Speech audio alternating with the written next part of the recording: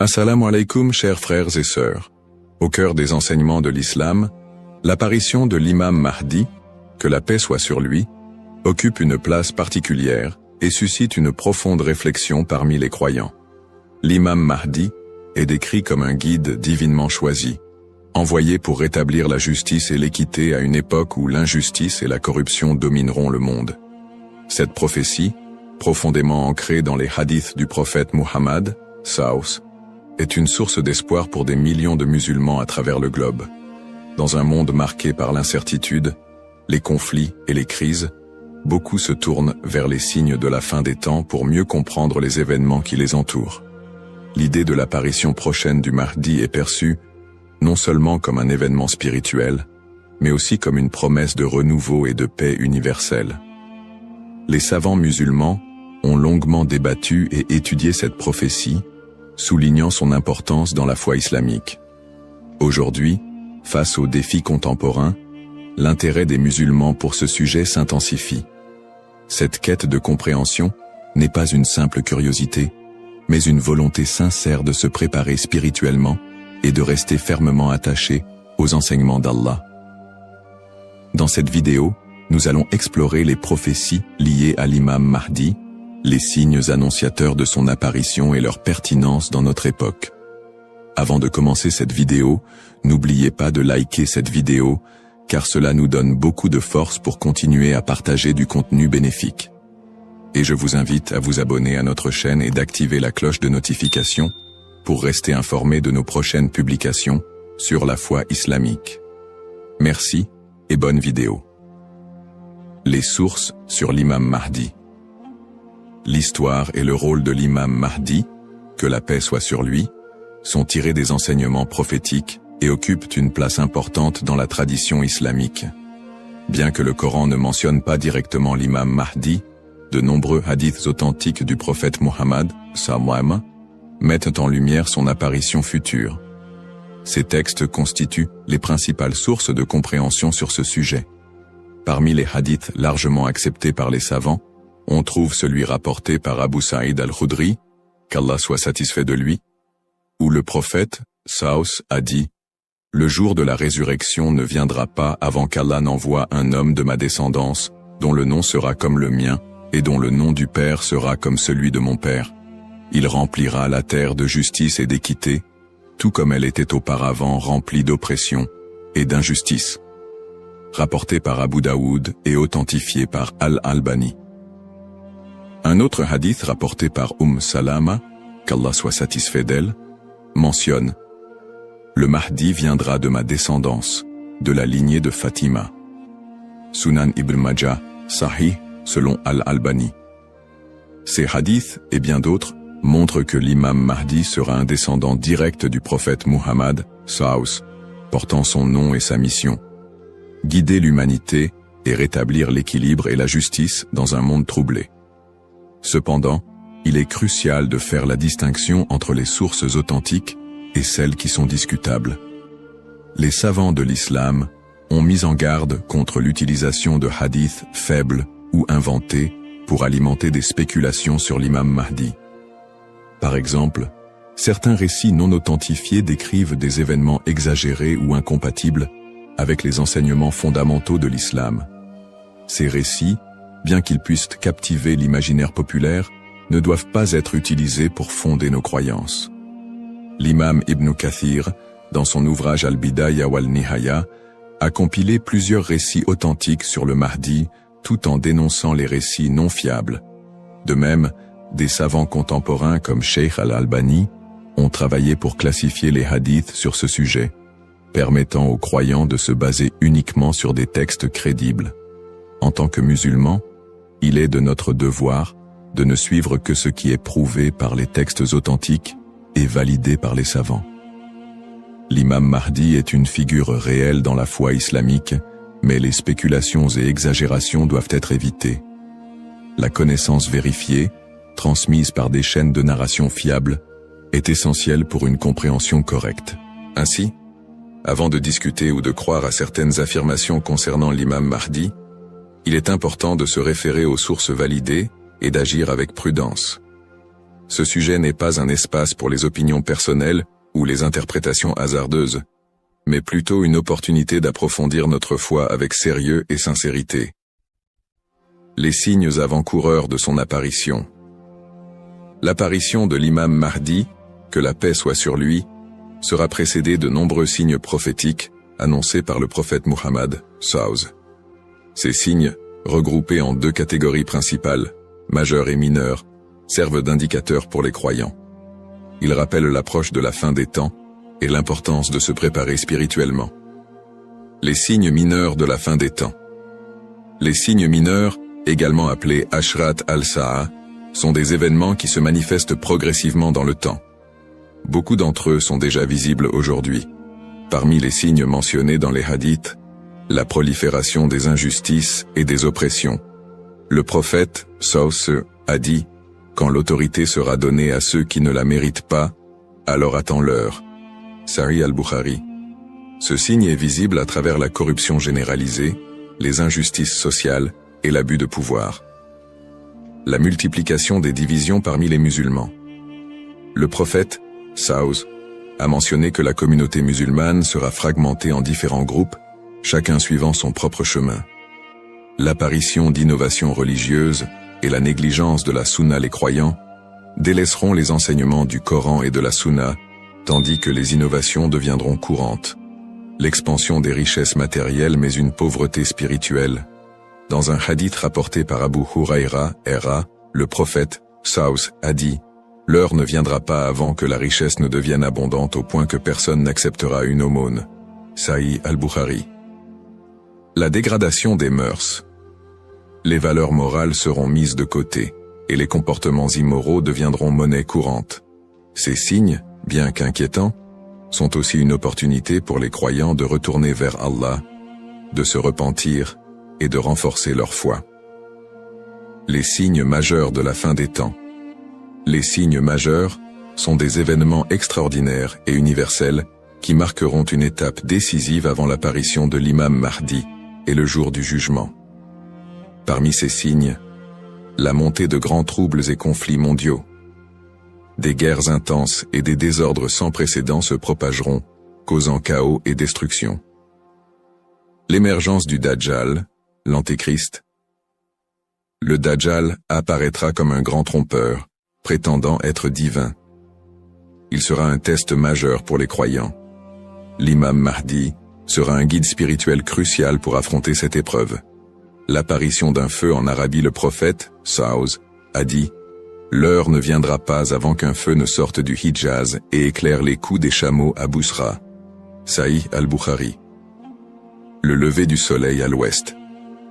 Ce phénomène surnaturel marquera un point de non-retour pour le repentir des gens.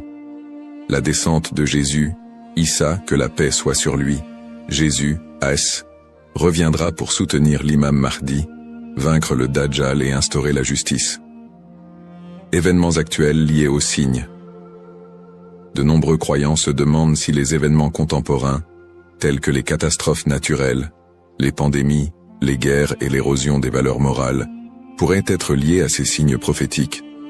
Bien que certains événements puissent sembler correspondre, il est important de rappeler que seul Allah connaît le moment exact de la réalisation de ces prophéties. Interprétation des signes par les savants. Les savants islamiques soulignent que les signes de la fin des temps ne doivent pas être interprétés littéralement ni utilisés pour prédire des dates précises. Leur rôle est de renforcer notre foi et de nous rappeler l'impermanence de ce monde. Cheikh al-Islam Ibn Taymiyyah et d'autres érudits ont mis en garde contre les spéculations excessives, rappelant que les prophéties doivent être comprises dans leur contexte spirituel et non comme des prédictions mondaines.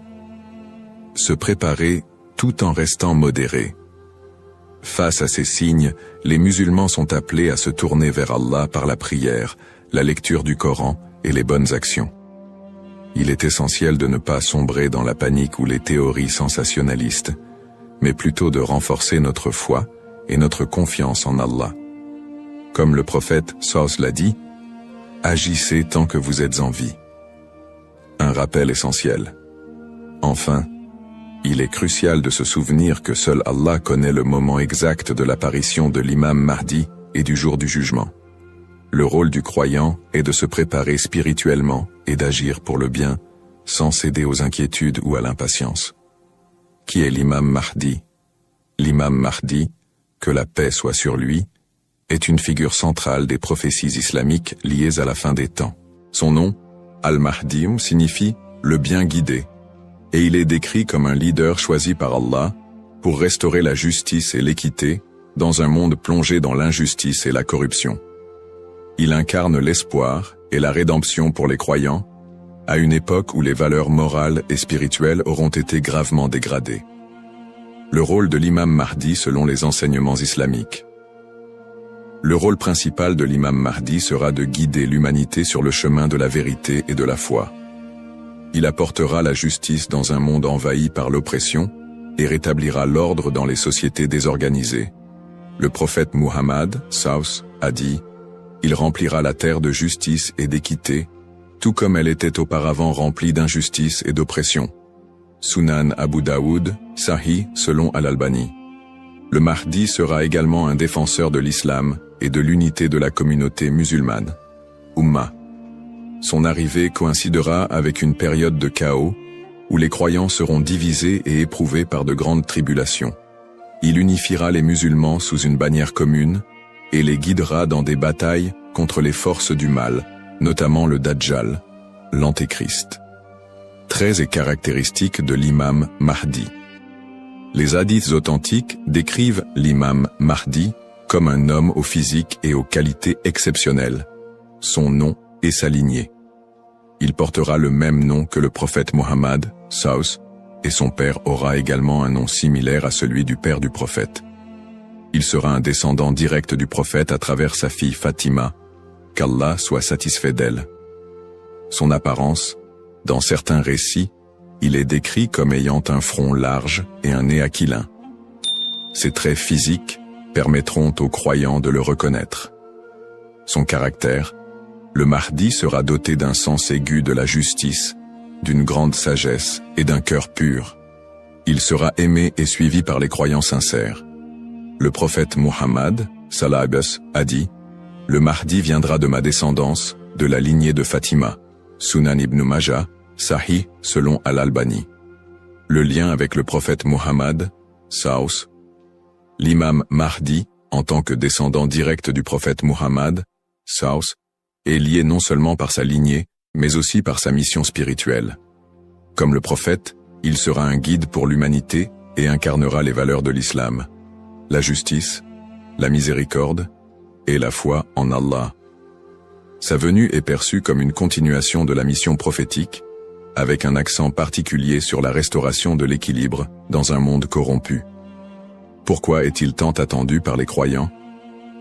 L'attente de l'imam Mahdi est profondément enracinée dans l'espoir de voir un monde meilleur. Les musulmans voient en lui un symbole d'espoir, surtout dans les moments de grandes difficultés et d'injustice. Espoir de justice universelle, dans un monde où les inégalités et les oppressions sont omniprésentes, l'imam Mahdi est attendu comme celui qui rétablira l'équilibre et donnera à chacun son droit. Unité de la communauté musulmane. À une époque où les divisions parmi les musulmans sont nombreuses, il apportera l'unité et la paix au sein de l'Ummah. Un guide spirituel et moral. Alors que les valeurs spirituelles s'érodent, il sera un phare de lumière et un rappel puissant du message divin. Pour les croyants, l'imam Mahdi représente un renouveau spirituel et moral. Sa venue n'est pas simplement un événement futur, mais un rappel constant de l'importance de rester attaché à sa foi, de cultiver la justice et d'agir en tant que serviteur d'Allah. Un rappel essentiel. Bien que l'attente du Mahdi soit source d'espoir, il est important de se rappeler qu'Allah seul connaît le moment de son apparition. Comme le prophète Muhammad, Saus, l'a dit, il viendra au moment qu'Allah aura choisi pour lui. Cette croyance nous rappelle de nous concentrer sur nos propres actions et de renforcer notre foi en préparation à cet événement majeur. Le rôle du croyant en attendant l'imam Mahdi. L'attente de l'imam Mahdi, que la paix soit sur lui, est une réalité profondément ancrée dans la foi islamique. Cependant, cette attente ne doit pas être perçue comme une justification pour l'inaction ou la passivité. Au contraire, le croyant est appelé à renforcer sa foi, ses bonnes actions et son lien avec Allah dans cette période d'attente. Se concentrer sur ses propres actes et sa foi. L'attente de l'imam Mahdi ne signifie pas que les croyants doivent simplement espérer un changement sans agir. Allah nous rappelle dans le Coran, « Certes, Allah ne modifie pas l'état d'un peuple tant qu'il ne modifie pas ce qui est en eux-mêmes. » Sourate Ar-Ra'd 13-11. Cela implique que chaque croyant doit se concentrer sur l'amélioration de ses propres actes, de sa foi et de son comportement. L'imam Mahdi ne viendra pas pour accomplir ce que nous négligeons, mais pour guider une communauté déjà engagée dans la voie d'Allah. Pratique recommandée pour le croyant. En attendant l'imam Mahdi, le croyant doit s'efforcer de maintenir une relation forte et constante avec son Créateur. Voici quelques pratiques essentielles. La prière, salah. La prière est le pilier central de l'islam et le premier acte dont le croyant sera jugé. L'accomplissement régulier des prières obligatoires et surérogatoires est crucial pour renforcer notre foi. Le dhikr, évocation d'Allah, multiplier les invocations et les rappels d'Allah, permet de purifier le cœur et de rester connecté à lui, même dans les moments difficiles.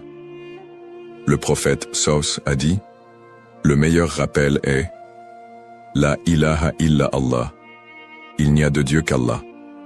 La lecture du Coran. Le Coran est la lumière et la guidance pour tout croyant. Sa lecture régulière, accompagnée de méditation sur ses significations, est essentielle pour maintenir un lien avec les enseignements divins. Le tawakkul, confiance en Allah. Face aux épreuves, le croyant doit placer sa confiance totale en Allah, tout en faisant les efforts nécessaires pour s'améliorer. Agir et être un modèle de vertu. L'attente de l'imam Mahdi n'est pas une excuse pour négliger nos responsabilités personnelles, sociales ou spirituelles. Au contraire, chaque croyant doit être un modèle de vertu et d'excellence dans tous les aspects de sa vie. Dans sa famille, en éduquant ses enfants dans les valeurs islamiques et en maintenant une atmosphère de piété et d'amour. Dans sa communauté, en participant à des œuvres caritatives, en favorisant l'unité et en soutenant ceux qui en ont besoin. Dans sa conduite quotidienne, en respectant les enseignements de l'islam, en évitant les péchés et en recherchant l'agrément d'Allah dans toutes ses actions. Un rappel d'équilibre et de responsabilité. L'imam Mahdi n'est pas une figure miraculeuse venue pour résoudre tous les problèmes du monde sans notre participation. Son apparition sera une bénédiction pour ceux qui se seront préparés en renforçant leur foi et en accomplissant leurs devoirs religieux et sociaux. Le prophète Mohammed Saus a dit « Travaillez pour ce monde comme si vous alliez vivre éternellement, et travaillez pour l'au-delà comme si vous alliez mourir demain. » Cette sagesse rappelle aux croyants l'importance de trouver un équilibre entre les affaires mondaines et spirituelles, tout en se préparant à l'apparition du Mahdi. En résumé, attendre l'imam Mahdi est une opportunité pour chaque musulman de devenir une meilleure personne, en s'engageant activement dans le bien et en restant fidèle à la voie tracée par le prophète Mohammed. Saus. Les erreurs fréquentes et mises en garde. L'attente de l'imam Mahdi est une croyance importante en islam, mais elle doit être abordée avec prudence et discernement. Les spéculations non fondées et les interprétations erronées des signes peuvent conduire à des malentendus et à des dérives, s'éloignant ainsi des enseignements authentiques de l'islam. Les spéculations non fondées sur son apparition. De nombreuses personnes, face aux troubles mondiaux et aux épreuves, se livrent à des spéculations sur l'apparition imminente de l'imam Mahdi. Certains affirment même avoir vu des signes ou identifié des individus comme étant le Mahdi. Ces spéculations, bien qu'alimentées par l'inquiétude ou l'espoir, sont souvent basées sur des sources faibles ou des interprétations personnelles. Le prophète Mohammed Saus nous a rappelé que seul Allah connaît le moment de ces événements. Quant à l'heure, nul ne la connaît, si ce n'est Allah. Sourate Luqman, 13-6 Shiunu 13-6 Shipatru. Il est donc essentiel de rester vigilant face à ceux qui prétendent connaître des détails précis ou fixer des dates, car cela va à l'encontre des enseignements islamiques. Les dangers d'interpréter les événements sans preuves solides. L'histoire a montré que certains individus ou groupes ont abusé de la croyance en l'imam Mahdi pour manipuler les gens, provoquer des divisions ou instaurer des mouvements extrémistes. Ces interprétations sans fondement solide peuvent semer la confusion et détourner les croyants de leur foi. Les savants mettent en garde contre l'interprétation erronée des textes prophétiques sans une connaissance approfondie. L'utilisation des événements actuels pour affirmer des prophéties sans preuves solides. La propagation de fausses informations ou d'idéologies qui ne reposent pas sur le Coran et la Sunna. Les conseils des savants pour éviter les dérives. Pour se prémunir contre ces erreurs, les savants recommandent les points suivants. S'appuyer sur les sources authentiques, étudier les hadiths authentiques, et éviter les récits douteux ou faibles. Ne pas se précipiter dans les conclusions, rester humble et reconnaître que seul Allah connaît la vérité absolue. Consulter les savants compétents, s'adresser à des érudits fiables pour toute question ou doute sur les prophéties. Se concentrer sur ses propres actes, plutôt que de se perdre dans des spéculations inutiles, renforcer sa foi et accomplir ses devoirs religieux. Un rappel essentiel. L'apparition de l'imam Mahdi est un événement certain, mais son moment reste un secret d'Allah. Le prophète Muhammad SAW nous a enseigné l'importance de ne pas se perdre dans des conjectures, mais de rester attaché aux principes de l'islam et de faire confiance à Allah. Celui qui place sa confiance en Allah, il lui suffit. Surat At-Talaq, 65-3. En résumé, chaque croyant doit éviter les pièges des spéculations et des interprétations erronées, et se concentrer sur l'essentiel, sa relation avec Allah et son engagement à suivre les enseignements du prophète SAW. L'importance de l'espoir et de la confiance en Allah. Dans un monde rempli de défis, d'épreuves et d'incertitudes, il est essentiel pour les croyants de maintenir un profond sentiment d'espoir et une confiance absolue en Allah. La promesse de l'apparition de l'imam Mahdi, que la paix soit sur lui, n'est pas un appel à la peur, mais un rappel de la miséricorde et de la sagesse infinie d'Allah. Ne pas céder à la peur ou à l'anxiété. Les épreuves de la vie peuvent parfois paraître écrasantes, mais Allah nous rappelle dans le Coran. Ne vous laissez pas abattre et ne soyez pas tristes. Vous êtes les supérieurs si vous êtes croyants. Surat Al-Imran 3:139. Plutôt que de succomber à l'anxiété face aux troubles du monde ou aux signes de la fin des temps, les croyants doivent se rappeler que ces événements font partie du plan divin. Allah est le meilleur des planificateurs, et tout ce qui se passe a une raison profonde, même si elle nous échappe. Chaque épreuve est une opportunité de se rapprocher d'Allah. Les moments de difficulté sont, en réalité, des occasions uniques pour renforcer sa foi et son lien avec Allah. Le prophète Muhammad SAW a dit « La récompense est proportionnelle à l'épreuve. Lorsqu'Allah aime un peuple, il l'éprouve. » Sahih al-Bukhari. Au lieu de voir les épreuves comme des obstacles, elles doivent être perçues comme des moyens d'expier nos péchés, de purifier nos cœurs et d'accroître notre patience et notre gratitude. Les pratiques comme le dhikr, la prière et la lecture du Coran permettent de transformer ces épreuves en des opportunités de rapprochement avec Allah. Plus le croyant se connecte à son Seigneur, plus il trouve de sérénité et de force face à l'adversité. Rester unifié en tant qu'Umma. L'unité de la communauté musulmane, Umma, est un pilier essentiel dans la préparation à l'apparition de l'imam Mahdi. La division affaiblit les croyants et les détourne de leurs objectifs spirituels. Allah nous appelle à l'unité dans le Coran. Et cramponnez-vous tous ensemble au câble d'Allah et ne soyez pas divisés. Surat Al-Imran 3:103. En restant unis, les croyants peuvent surmonter les épreuves collectives et se soutenir mutuellement dans la foi. L'entraide, le pardon et l'amour fraternel sont des valeurs fondamentales pour bâtir une communauté forte et résiliente. Un rappel d'espoir et de sérénité.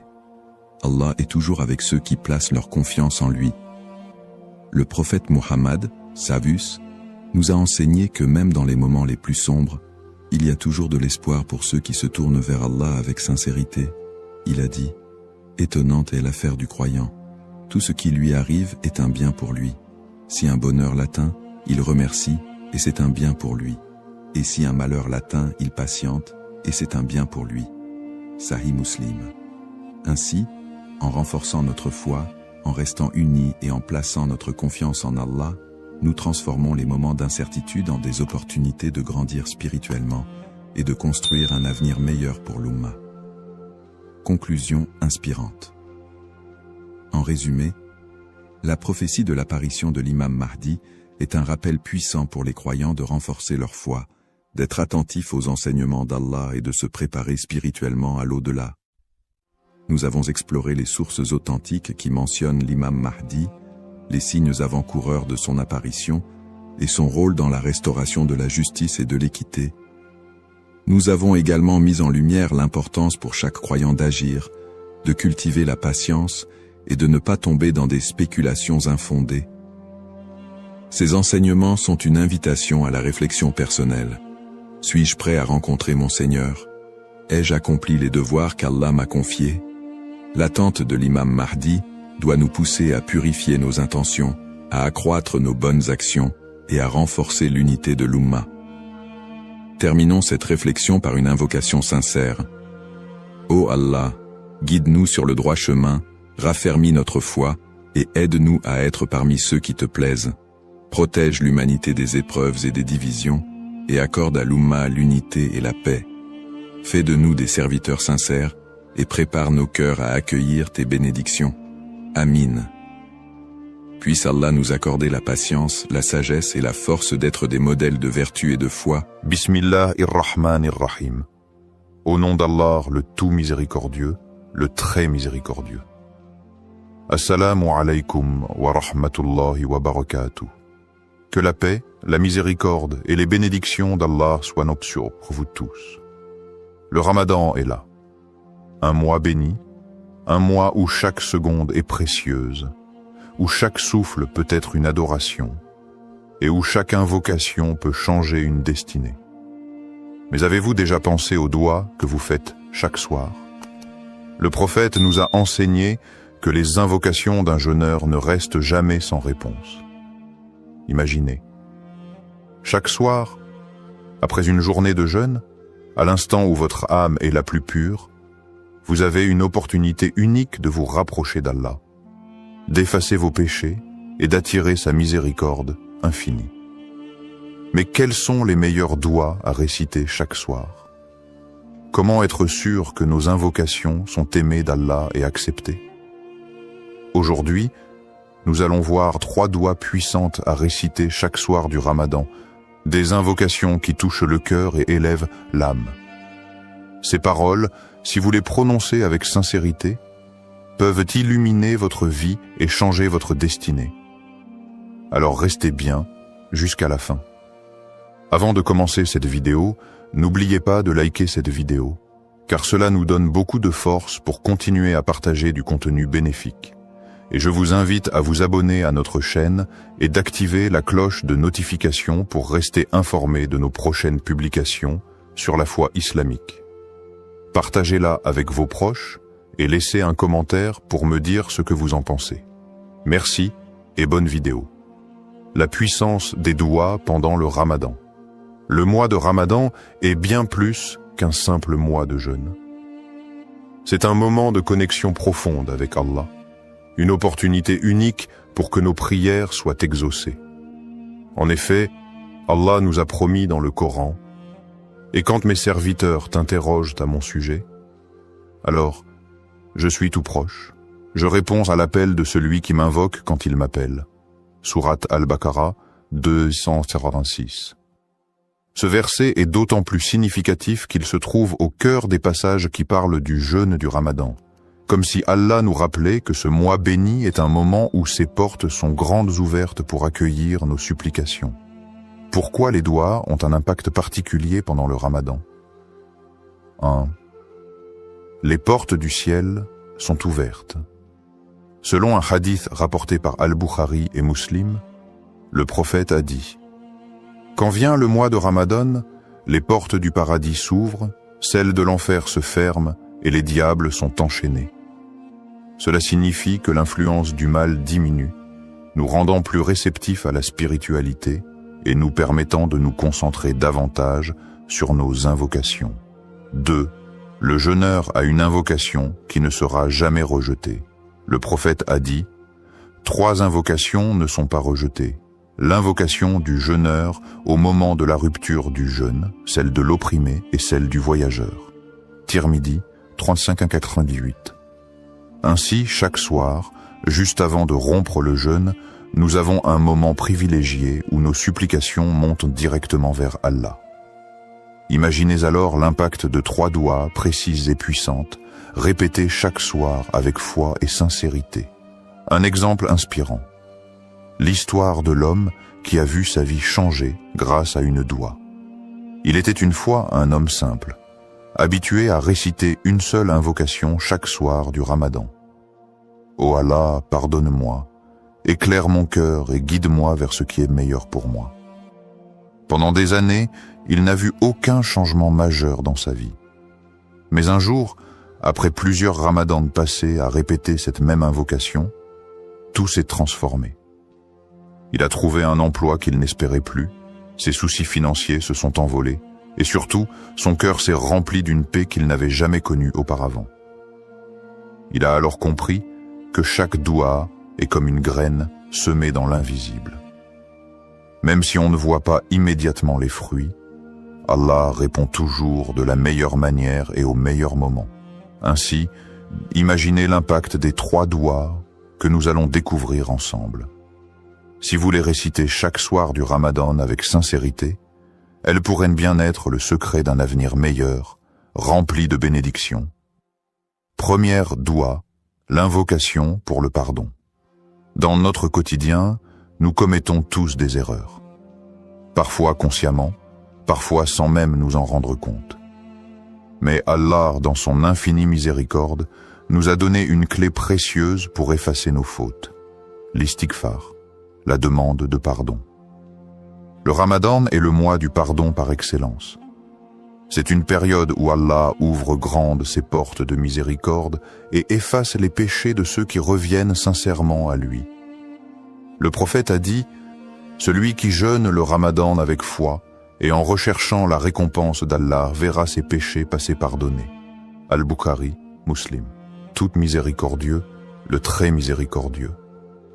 Assalamu alaykum wa rahmatullahi wa barakatuh. Que la paix, la miséricorde et les bénédictions d'Allah soient sur vous tous. Le Ramadan est là, un mois béni, un mois où chaque seconde est précieuse, où chaque souffle peut être une adoration et où chaque invocation peut changer une destinée. Mais avez-vous déjà pensé aux doigts que vous faites chaque soir? Le prophète nous a enseigné que les invocations d'un jeûneur ne restent jamais sans réponse. Imaginez, chaque soir, après une journée de jeûne, à l'instant où votre âme est la plus pure, vous avez une opportunité unique de vous rapprocher d'Allah, d'effacer vos péchés et d'attirer sa miséricorde infinie. Mais quels sont les meilleurs doigts à réciter chaque soir? Comment être sûr que nos invocations sont aimées d'Allah et acceptées? Aujourd'hui, nous allons voir 3 doigts puissantes à réciter chaque soir du Ramadan, des invocations qui touchent le cœur et élèvent l'âme. Ces paroles, si vous les prononcez avec sincérité, peuvent illuminer votre vie et changer votre destinée. Alors restez bien jusqu'à la fin. Avant de commencer cette vidéo, n'oubliez pas de liker cette vidéo, car cela nous donne beaucoup de force pour continuer à partager du contenu bénéfique.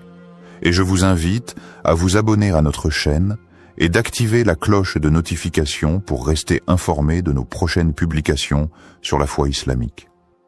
Partagez-la avec vos proches et laissez un commentaire pour me dire ce que vous en pensez. Merci et bonne vidéo, la puissance des doigts pendant le Ramadan. Le mois de Ramadan est bien plus qu'un simple mois de jeûne. C'est un moment de connexion profonde avec Allah, une opportunité unique pour que nos prières soient exaucées. En effet, Allah nous a promis dans le Coran, « Et quand mes serviteurs t'interrogent à mon sujet, alors je suis tout proche. Je réponds à l'appel de celui qui m'invoque quand il m'appelle. » Sourate Al-Baqarah 2:186. Ce verset est d'autant plus significatif qu'il se trouve au cœur des passages qui parlent du jeûne du Ramadan. Comme si Allah nous rappelait que ce mois béni est un moment où ses portes sont grandes ouvertes pour accueillir nos supplications. Pourquoi les doigts ont un impact particulier pendant le Ramadan? 1. Les portes du ciel sont ouvertes. Selon un hadith rapporté par Al-Bukhari et Muslim, le prophète a dit « Quand vient le mois de Ramadan, les portes du paradis s'ouvrent, celles de l'enfer se ferment et les diables sont enchaînés. » Cela signifie que l'influence du mal diminue, nous rendant plus réceptifs à la spiritualité et nous permettant de nous concentrer davantage sur nos invocations. 2. Le jeûneur a une invocation qui ne sera jamais rejetée. Le prophète a dit « 3 invocations ne sont pas rejetées. L'invocation du jeûneur au moment de la rupture du jeûne, celle de l'opprimé et celle du voyageur. » Tirmidhi 35-88. Ainsi, chaque soir, juste avant de rompre le jeûne, nous avons un moment privilégié où nos supplications montent directement vers Allah. Imaginez alors l'impact de 3 doigts précises et puissantes, répétées chaque soir avec foi et sincérité. Un exemple inspirant. L'histoire de l'homme qui a vu sa vie changer grâce à une doua. Il était une fois un homme simple, habitué à réciter une seule invocation chaque soir du Ramadan. « Ô Allah, pardonne-moi, éclaire mon cœur et guide-moi vers ce qui est meilleur pour moi. » Pendant des années, il n'a vu aucun changement majeur dans sa vie. Mais un jour, après plusieurs ramadans passés à répéter cette même invocation, tout s'est transformé. Il a trouvé un emploi qu'il n'espérait plus, ses soucis financiers se sont envolés, et surtout, son cœur s'est rempli d'une paix qu'il n'avait jamais connue auparavant. Il a alors compris que chaque doua est comme une graine semée dans l'invisible. Même si on ne voit pas immédiatement les fruits, Allah répond toujours de la meilleure manière et au meilleur moment. Ainsi, imaginez l'impact des 3 douas que nous allons découvrir ensemble. Si vous les récitez chaque soir du Ramadan avec sincérité, elles pourraient bien être le secret d'un avenir meilleur, rempli de bénédictions. Première doua, l'invocation pour le pardon. Dans notre quotidien, nous commettons tous des erreurs. Parfois consciemment, parfois sans même nous en rendre compte. Mais Allah, dans son infinie miséricorde, nous a donné une clé précieuse pour effacer nos fautes. L'istighfar, la demande de pardon. Le Ramadan est le mois du pardon par excellence. C'est une période où Allah ouvre grandes ses portes de miséricorde et efface les péchés de ceux qui reviennent sincèrement à lui. Le prophète a dit « Celui qui jeûne le Ramadan avec foi et en recherchant la récompense d'Allah verra ses péchés passés pardonnés. » Al-Bukhari, Muslim. Tu es celui qui efface les péchés. Tu aimes le pardon, alors pardonne-moi. Tirmidhi 3513. C'est cette invocation que le prophète a enseignée à Aïcha, radiyallahu anha, lorsqu'elle lui a demandé « Ô messageur d'Allah, si je trouve la nuit du destin, que dois-je dire ?» Il lui répondit avec cette doua puissante. Pourquoi demander pardon chaque soir du Ramadan? 1. Allah aime pardonner. Le pardon d'Allah est immense. Même si nos péchés atteignaient les cieux, Allah les effacerait si nous nous tournons sincèrement vers lui. Il dit dans le Coran, 10. Ô mes serviteurs qui avez commis des excès à votre propre détriment, ne désespérez pas de la miséricorde d'Allah. Car Allah pardonne tous les péchés. Oui, c'est lui le pardonneur, le très miséricordieux. Sourate Az-Zumar 39-53. 2. Un cœur purifié attire les bénédictions. Demander pardon chaque soir, c'est nettoyer son cœur avant de dormir et attirer la lumière divine. Imaginez-vous aller au lit en sachant que vos erreurs de la journée ont été effacées. Quelle tranquillité d'âme. 3. Le pardon ouvre les portes du succès. L'istighfar n'efface pas seulement les péchés, mais il attire aussi la prospérité et le bonheur. Le prophète Nour alayhi salam a dit à son peuple: « Implorez le pardon de votre Seigneur. En vérité, il est grand pardonneur. Il enverra sur vous du ciel des pluies abondantes. Il vous accordera beaucoup de biens et d'enfants, et vous donnera des jardins et des rivières. » Sourate Nour, 71, 10, 12. Une histoire inspirante sur la puissance du pardon d'Allah. Un homme pieux avait un passé sombre. Il avait commis de nombreux péchés, mais il avait une habitude. Chaque soir, avant de dormir, il demandait sincèrement pardon à Allah. Une nuit, il fit un rêve étrange. Il vit une immense mer remplie d'encre noire, représentant ses péchés. Pris de panique, il se mit à pleurer et à implorer Allah. « Ô Allah, pardonne-moi, je suis perdu sans toi. » Soudain, une pluie dorée tomba du ciel, effaçant toute l'encre noire et laissant place à une eau cristalline. Une voix lui dit: « Ton pardon sincère a purifié ton âme comme cette pluie a lavé la mer. » À son réveil, il se sentit léger, apaisé comme libéré d'un fardeau. Il comprit alors que chaque istighfar n'est pas juste une parole, mais un acte qui transforme notre destinée. Conclusion. Adoptez cette habitude chaque soir. Chaque soir du Ramadan, prenez quelques secondes pour réciter cette doua avec sincérité. Vous verrez votre cœur s'apaiser, votre foi se renforcer et votre vie s'embellir. Et si ce Ramadan était le début d'un nouveau départ pour vous, ne sous-estimez jamais la puissance d'un simple istighfar. Deuxième doua, l'invocation pour la guidance et la lumière d'Allah. Dans un monde rempli d'incertitudes, d'épreuves et de tentations, nous avons un besoin constant de la lumière et de la guidance d'Allah. Sans cette lumière divine, nous risquons de nous égarer, de prendre de mauvaises décisions et de sombrer dans le doute et l'anxiété. Le Ramadan est un moment idéal pour rechercher la guidance divine, car c'est le mois où le Coran a été révélé comme une lumière pour l'humanité. Allah nous rappelle dans le Saint-Coran: « Ce livre, nul doute, est une guidance pour les pieux. » Sourate Al-Baqarah 2.2. Alors, quelle invocation peut nous aider à rester sur le droit chemin et à recevoir la lumière d'Allah dans nos cœurs et nos vies? La doua à réciter chaque soir pour la guidance et la lumière. Allahum ajal fi qalbi noura, wa fi lisani noura, wa fi sam'i noura, wa fi basari noura, wa min fawqi noura, wa min tahti noura, wa an yamini noura, wa an shamali noura, wa min amami noura, wa min khalfi noura, wa ajalli noura. Allahumma ajal fi qalbi nouran, wa fi lisani nouran, وفي سمعي نوران وفي بصري نوران ومن فوقي نوران ومن تحتي نوران وعن يميني نوران وعن شمالي نوران ومن أمامي نوران ومن خلفي نوران وجلي نوران. Ô Allah, mets dans mon cœur une lumière, sur ma langue une lumière, dans mon ouïe une lumière, dans ma vue une lumière, au-dessus de moi une lumière, en dessous de moi une lumière, à ma droite une lumière, à ma gauche une lumière, devant moi une lumière, derrière moi une lumière, et mets en moi une lumière. Rapporté par Muslim, 763. Cette invocation, récitée par le prophète, est une prière profonde qui demande à Allah de remplir notre être et notre vie de sa lumière divine. Pourquoi cette doua est-elle si puissante?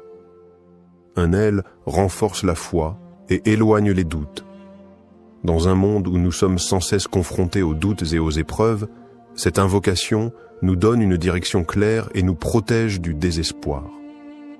Allah dit: « Allah est le protecteur de ceux qui croient, il les fait sortir des ténèbres vers la lumière. » Sourate Al-Baqarah 2.257 2. Elle éloigne la tristesse et l'angoisse. Parfois, nous nous sentons perdus, tristes, vides spirituellement. Cette doua est comme une lampe qui éclaire notre cœur, en apportant sérénité et apaisement. 3. Elle nous guide dans nos décisions. Dans la vie, Nous sommes amenés à faire des choix difficiles.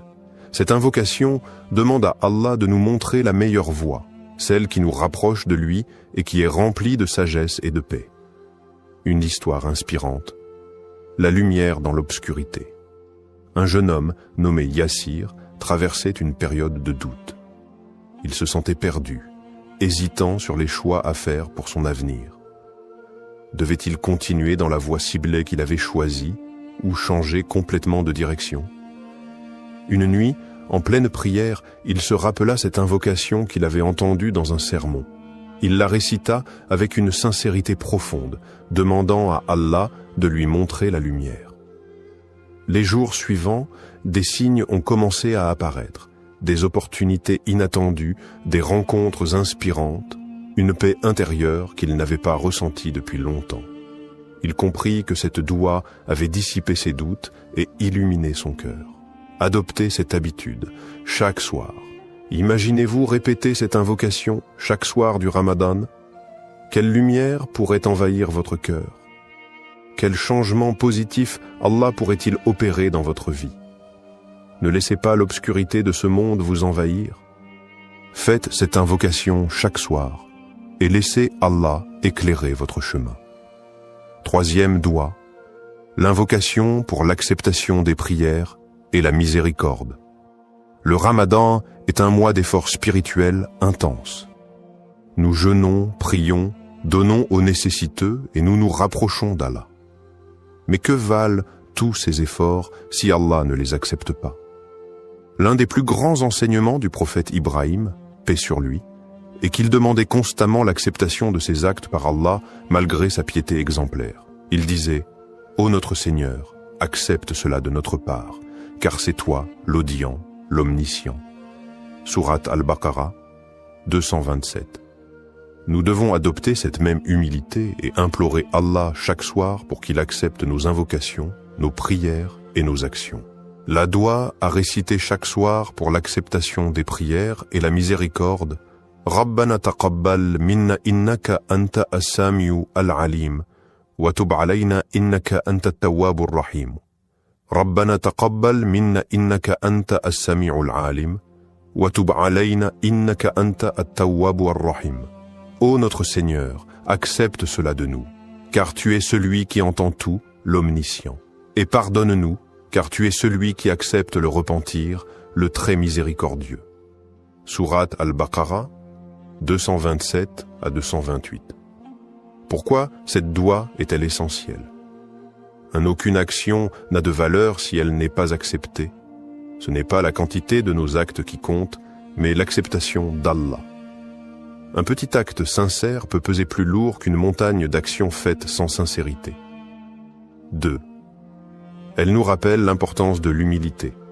Peu importe nos efforts, nous devons toujours revenir à Allah en lui demandant d'accepter nos actions et de nous pardonner nos manquements. 3. Elle renforce notre lien avec Allah. En demandant chaque soir l'acceptation de nos prières et de nos bonnes actions, nous restons connectés à Allah et développons une plus grande conscience spirituelle. Une histoire inspirante. L'homme dont les doigts ont changé la vie. Il y avait une femme pieuse, nommée Aïcha, qui jeûnait chaque Ramadan avec beaucoup de ferveur. Elle priait longuement la nuit, donnait en aumône et multipliait les bonnes actions, mais au fond d'elle, elle doutait. Allah accepterait-il vraiment ses efforts? Un jour, elle entendit un érudit dire: l'important n'est pas seulement de prier et de jeûner, mais de demander sans cesse à Allah d'accepter ses actions. Car un acte non accepté est comme une graine qui n'a pas germé. Cette parole la toucha profondément. Dès lors, chaque soir du Ramadan, elle ajouta cette invocation à ses prières. Elle se remit en question, cherchant davantage la sincérité et l'amour d'Allah dans chacun de ses actes. Quelques années plus tard, elle vécut un rêve bouleversant. Elle se voyait devant un jardin immense, lumineux, rempli de fruits abondants. Une voix douce lui disait « Ces fruits sont les prières et les invocations que tu as faites avec sincérité. Allah les a acceptés et il t'a accordé bien plus que ce que tu espérais. » Elle se réveilla en larmes, le cœur empli de gratitude. Elle comprit alors que demander l'acceptation d'Allah était un acte aussi important que l'acte lui-même. Faites cette invocation chaque soir. Imaginez-vous répétant cette invocation chaque soir du Ramadan en implorant Allah d'accepter votre jeûne, vos prières et vos bonnes actions. Que se passerait-il si Allah acceptait chacune de vos invocations? Quelle transformation verrez-vous dans votre vie et dans votre foi? Ne laissez pas vos efforts être vains. Implorez Allah avec sincérité et confiance et laissez sa miséricorde illuminer votre cœur. Comment intégrer ces doigts chaque soir du Ramadan? Le Ramadan est une période bénie où chaque acte d'adoration est multiplié et élevé auprès d'Allah. Mais comment s'assurer que nous récitons ces 3 doigts chaque soir avec constance, sincérité et concentration? Voici quelques conseils pratiques pour intégrer ces invocations dans votre routine quotidienne et maximiser leur impact spirituel. Quand réciter ces doigts pour en tirer le meilleur bénéfice? Le moment où vous faites vos doigts peut avoir un grand impact sur leur acceptation. Voici les 3 meilleurs moments pour réciter ces invocations. Après la prière du Maghreb ou du Isha, juste après la prière, lorsque le cœur est apaisé, c'est un instant privilégié pour invoquer Allah. Le prophète a enseigné que les invocations après la prière sont particulièrement exaucées. Pendant ou après la prière de Tahajjud, si vous vous levez pour prier la nuit, profitez de ces instants où Allah répond aux invocations. Le dernier tiers de la nuit est un moment où Allah descend et exauce les prières sincères. Avant de dormir, réciter ses doigts avant de s'endormir permet de terminer sa journée en remettant tout entre les mains d'Allah. Cela purifie le cœur et invite à un sommeil apaisé, sous la protection divine. Comment être constant et sincère dans ses doigts? Faire des doigts chaque soir demande de la discipline et une sincérité profonde. Voici quelques astuces pour ne pas les oublier et les faire avec un cœur attentif. Créez une habitude spirituelle. Associez vos doigts à un moment précis de votre routine, après le Isha avant de dormir. Répétez cette habitude chaque soir jusqu'à ce qu'elle devienne naturelle. Écrivez vos doigts. Notez ces 3 doigts sur une feuille, un carnet ou votre téléphone. Ayez-les toujours à portée de main, surtout au moment de prier. Récitez-les lentement et avec réflexion. Au lieu de les dire machinalement, prenez le temps de méditer chaque mot, en pensant à leur signification et à leur impact sur votre vie. Mettez de l'émotion dans vos invocations. Imaginez que vous êtes devant Allah, qu'il vous écoute attentivement. Pleurez si vous en ressentez le besoin, ouvrez-lui votre cœur sans retenue. Soyez constant, même après le Ramadan. Cette habitude ne doit pas s'arrêter après le mois béni. Plus vous êtes régulier dans vos invocations, plus elles auront d'impact sur votre vie. Comment rendre ces doigts encore plus puissantes? Pour que ces invocations soient encore plus efficaces, voici quelques conseils inspirés du Coran et de la Sunna. Invoquez avec une intention pure. Avant de réciter ces doigts, purifiez votre intention. Faites-le uniquement pour plaire à Allah et non pour des gains matériels immédiats. Soyez en état de pureté. Faites vos invocations après les ablutions, wudu, dans un lieu propre et calme.